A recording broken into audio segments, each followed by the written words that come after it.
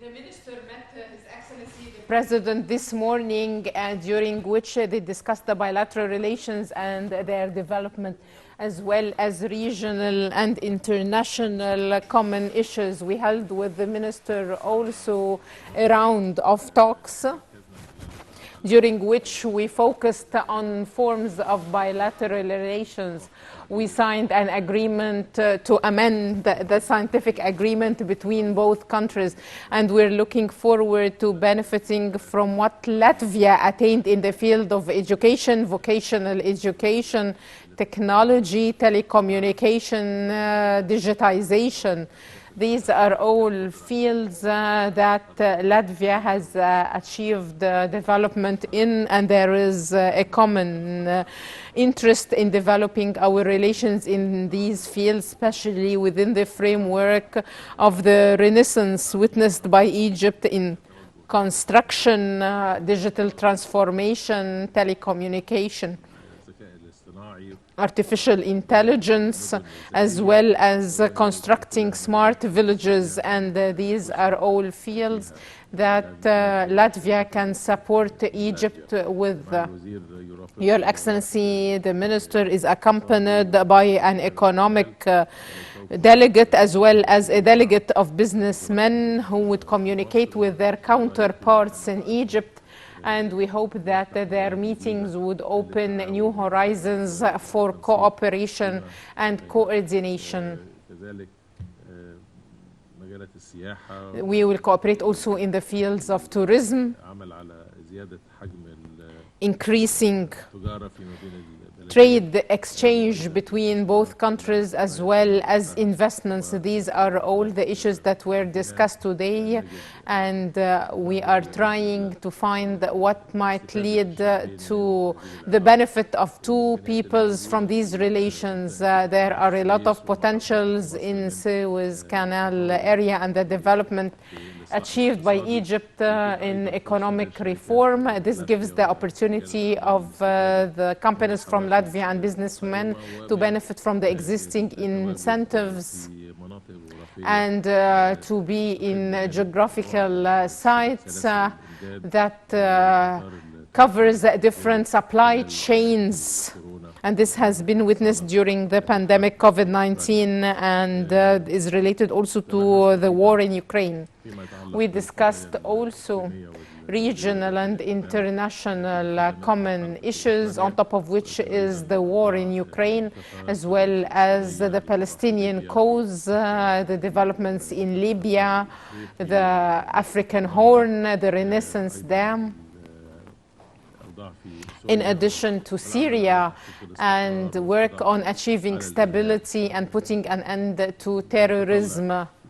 We are looking forward to continuous understanding and cooperation based upon the relations between Egypt and the EU. And we discussed also the issue of human rights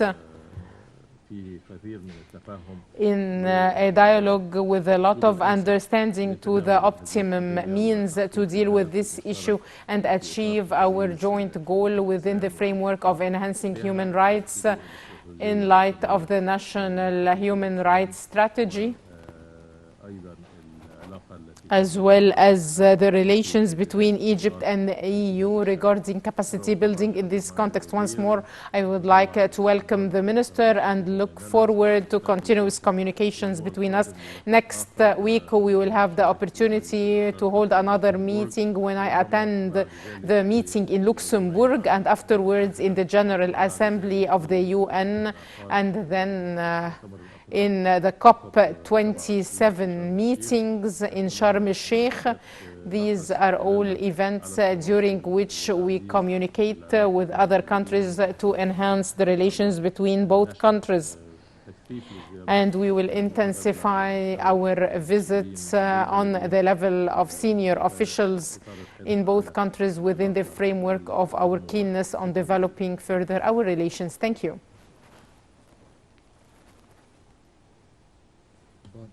Thank you very much, and good afternoon, everyone. I'm really delighted to be here in Cairo for a bilateral visit, and as my dear friend and colleague, Mr. Shoukry just said, I had very good and productive meetings with His Excellency President, with you. I think we covered all topics, and it's very difficult to add something because also your synopsis of our discussions have been very accurate and very precise. Let me just say that this visit is happening also as a part of the celebrating of 30th anniversary since the establishment of diplomatic relations between Egypt and Latvia. I think that the level of political dialogue that we have, the visit of Your Excellency to Riga in October 2019, also opportunity to meet you on the margins of different international meetings, have developed very good understanding between our two countries when it comes to both developing of bilateral relations and also analyzing very complex global and regional challenges. From my point of view, I just want to stress that I'm accompanied by a delegation of business community. Basically, we are looking forward to strengthen our relations in digital and also rail and logistics sector, but I also want to say that already there have been some interesting developments in scientific field.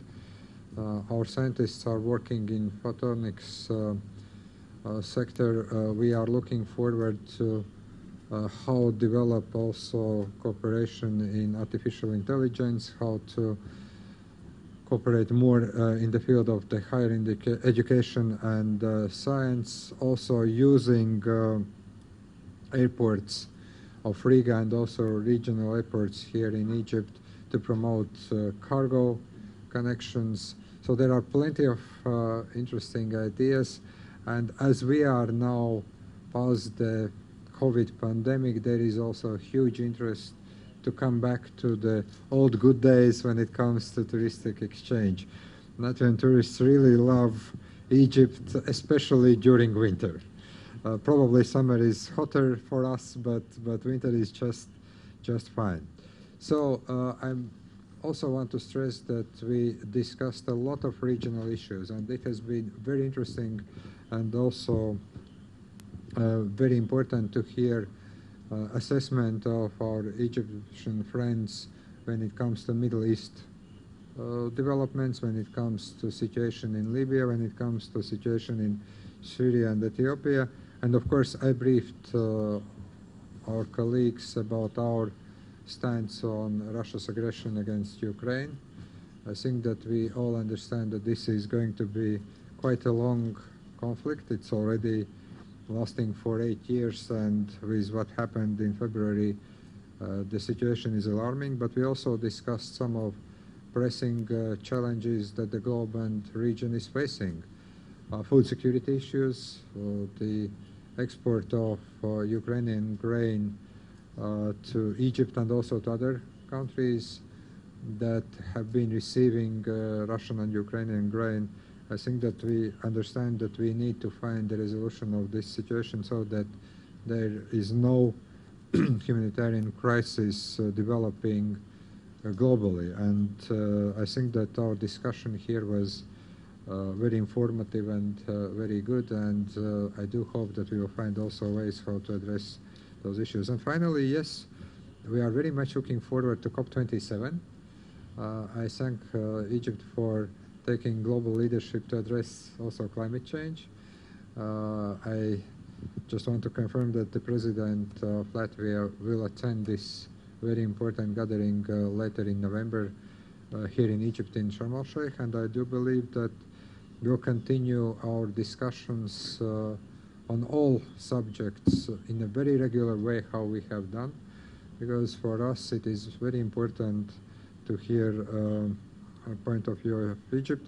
And indeed, in a week's time in Luxembourg, there is going to be EU's Egypt Association Council, and then also a meeting with all foreign ministers of the European Union. Latvia has always supported a very intense dialogue between EU and Egypt, and I think that we can already see that there have been very good productive results out of this dialogue, be it tackling migration, addressing human rights. Or no, I would stress that we see a new and very important sector, that's energy cooperation, especially taking into account that now EU is diversifying its oil and gas supplies from Russia and seeking new alternative ways. And I think that this is where Egypt can and will play a very important role. I'll stop here.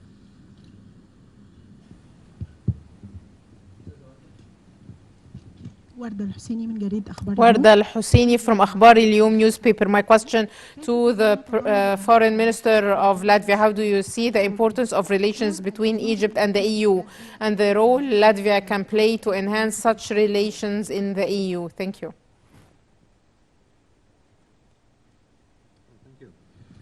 As I said, I think that it is very important that in a week's time we have EU-Egypt Association Council meeting, and then the opportunity for all 27 EU foreign ministers to meet Minister Shoukry over the working lunch.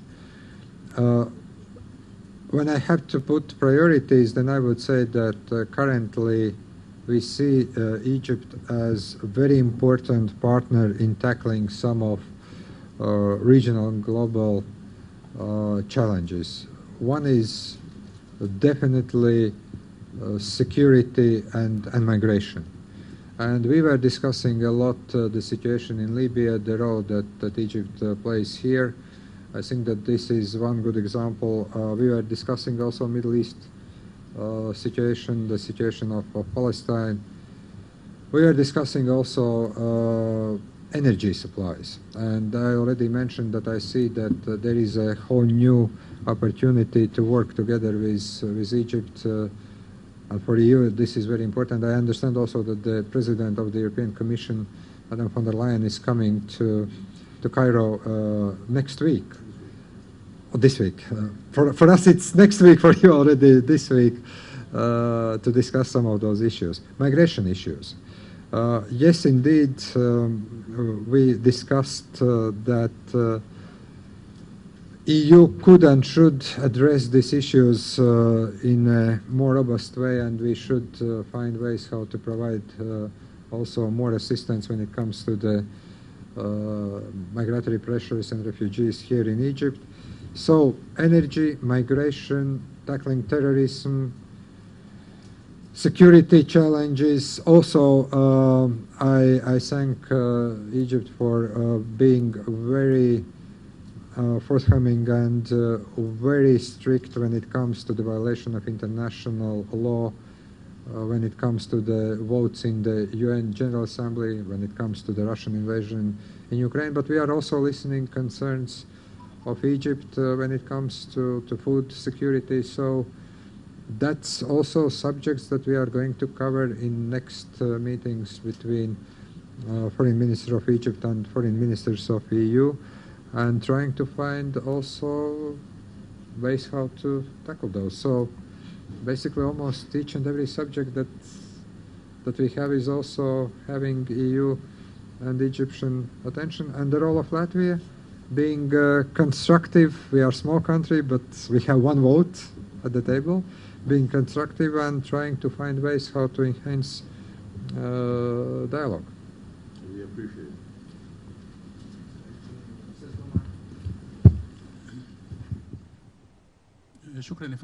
Thank you, Ahmed Gom'a from اليوم السابع. My question to Foreign Minister Sameh Shoukry and the Foreign Minister of Latvia regarding the recent developments in Libya, especially holding the third round of the Libyan constitutional path that is launched today in Cairo. Thank you. بدون شك هناك إطار there is a framework to find a political solution to the crisis in Libya. It was adopted by UN resolutions, Berlin pathway, as well as Paris, in addition to the outcomes of the Libyan National Dialogue Forum. And of course, there was a time frame to implement all these steps, in addition to protecting the mandates of the Libyan institutions, on top of which is the parliament and the decisions it took regarding the executive authority. All this should be taken into consideration, and it should be implemented according to international legitimacy as well as our common interest to get Libya out of the status quo and reach parliamentarian and presidential elections on time, so that an elected legitimate government would assume power and would be able to meet the needs of the Libyans as well as protect the territorial integrity and the unity of Libya. Of course, having external influences, foreign forces, militias, foreign fighters on the land of Libya makes things complicated and put limits on the freedom of choice for the Libyans. So, international efforts should be united to implement the resolutions of the Security Council and the UN regarding dealing with the militia, protecting the territorial integrity, the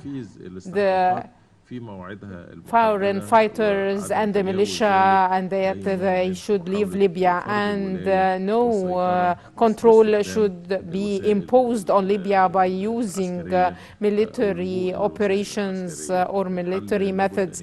The solution should be based on Libyan agreement, and this is what Egypt is trying to facilitate through hosting the constitutional dialogue between the different components, be it the parliament or the state council, aiming at finding a Libyan solution accepted by the Libyans and would lead to achieving the different decisions that would enable Libya to enjoy its stability once more. So just to add, I have been in this job for 10 years, and I have seen ups and downs in hopes for political and democratic process. We were talking about election process, but we ended up with two governments actually.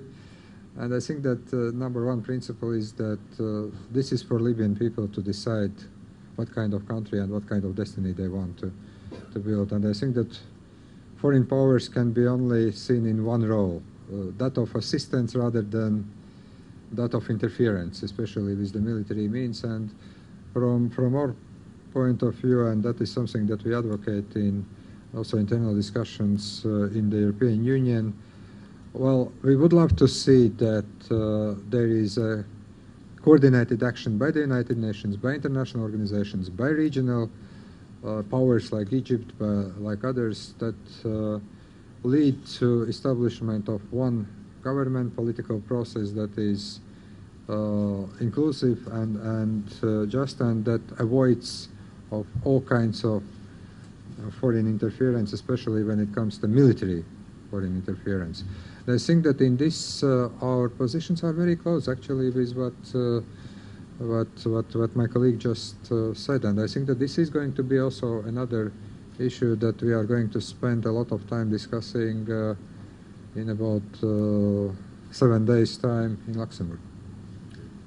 Thank you so much. Thank you very much. Thank you. Great. All right.